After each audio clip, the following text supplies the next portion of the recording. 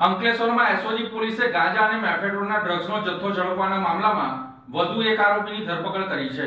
Bharuch special operation group દ્વારા અંકલેશ્વર જીઆઈડીસીમાં પશુપતિ મંદિર પાસે આવેલ તોરલ એપાર્ટમેન્ટમાં ફ્લેટ નંબર 301માં દરોડા પાડવામાં આવ્યા હતા।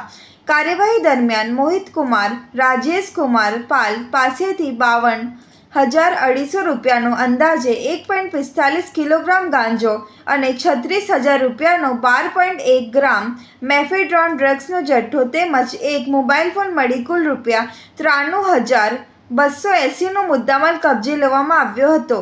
ગાંજોનો જથ્થો લક્ષ્મણનગરમાં રહેતો ફરાર આરોપી મિથલેશ પાસેથી અને મેફેડ્રોન ડ્રગ્સનો જથ્થો જીઆઈડીસીમાં 500 ક્વાર્ટર્સમાં રહેતો ફરાર આરોપી દીપ્તેશ પટેલ પાસેથી વેચાણના હેતુસર લાવવામાં આવ્યો હતો। પોલીસે આ મામલામાં ફરાર આરોપી મિથલેશને ઝડપી પાડી તેની વિરુદ્ધ કાયદેસરની કાર્યવાહી હાથ ધરી છે।